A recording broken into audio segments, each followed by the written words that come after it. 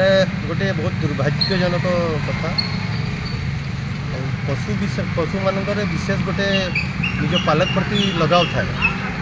ସେ କେଉଁ ସ୍ଥିତିରେ ତାର ପାଲକ ତାକୁ ଛାଡ଼ିକି ଯାଇଛି, ହେଇପାରେ ସେ ବେମାର ଥିଲା ବୋଲି ଛାଡ଼ିଛି, ଆଉ ତାପରେ ପାଲକ ପଳେଇଲା ବୋଲି ଆଉ ବେମାର ହେଇଯାଇଥିବ। ସେ ତାକୁ ଲେଟ୍ରେ ଲୋକ ଜାଣିଲେ, ଆଉ ଯେଉଁ ସୁବିଧା ଦେବା କଥା ଟିକେ ବହୁତ ଦିଆହେଲା ଯାହା ମୁଁ ଜାଣିଛି। କିନ୍ତୁ ଏଇଟା बहुत ही दुर्भाग्यजनक। किसी दिन 2-3 दिन आगे सुप्रीमकोर्ट भी कुकुर मान प्रति भी गोटे गाइडलाइन देती समस्त पशु को आम पालिबा कथा। जो ता मालिक को पोसई के कमे की दौला ताकू एमती छाड़ी की पलि जावाटा बहुत ही निंदनीय। तो कौन कहे या मालिक वही कौन हम देखो मनुष्य जीवन में अच्छी मनुष्य को समस्त को निजर चेंज करवा कथा, सोचटा चेंज करवा कथा। आटा जमी रिपीट न हुए भविष्य में यही वार्ता द्वारा लोक सचेतन हूँ। एमती करवाटा बहुत ही दुर्भाग्य। अच्छा, जो जमी वृद्धाश्रम रोचे से पशु मान किसी रहा बेले चिंता कर देखो तो व्यवस्था सबू अच्छी, किंतु जदि आप जनइबे नहीं, आप घरे जदि कहीं बेमार हे आप डॉक्टर को पाखे नेबे नहीं, हेल्ले व्यवस्था नहीं कि कौन करें। व्यवस्था तो सब आड़े अच्छी, किंतु तार पालक ताकू न जनईकी ताकू जाणिकी छाड़ी पलई जे ताकू कमेकी देला एत वर्ष ताकू से छाड़ी पलैला माने एटा मनीष गुणर पूरा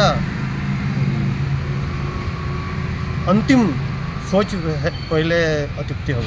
15 दिन तले 3टी ऑटो ता मालिक नहीं आसते ये अंचल को ये रोते आसिकी तेलीघना आंब बगीचार।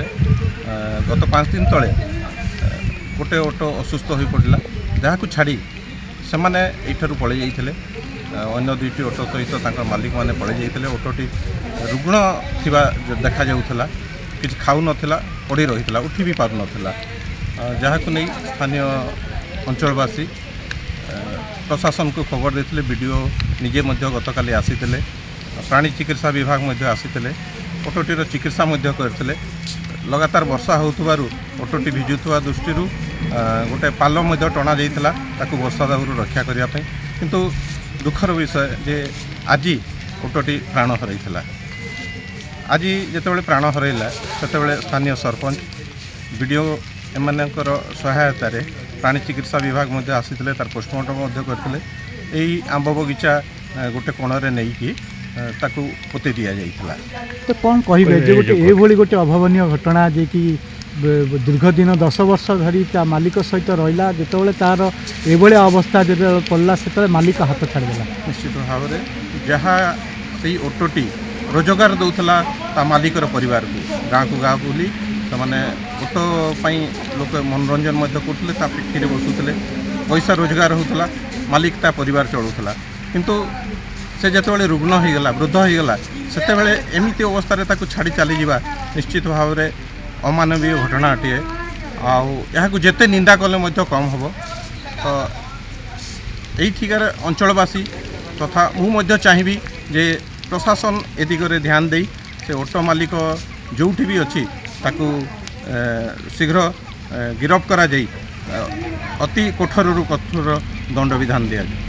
प्रकृत में सेटा गोटे बहुत दुखर खबर आज शुणा मिलला। काली तो ब्लॉक प्राणी चिकित्सा अधिकारी एवं तांकर टीम ट्रीटमेंट करते आम भी गोटे टेम्पोरारी सेड करूँ खाइबा को दि जाइला, सफा सुतरा करा। किंतु आज सकाल खबर मिलला जे से ऑटोटीर मृत्यु हो जाइए।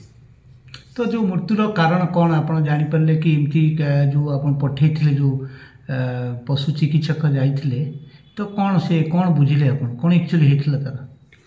हाँ, जो प्राणी चिकित्सा अधिकारी थिले एवं ताकर टीम आज ऑटोटीर मृत्यु है तार पोस्टमार्टम करते नियम अनुसार एवं सेमानकर रिपोर्ट अनुसार जना पड़ा जे से ऑटोर किसी आगु डीजी थिला, तार पेटर इन्फेक्शन हो जाता, पानी जमी थिला, तो से लगी ट्रीटमेंट कला सत्वे तार आज मृत्यु होगला।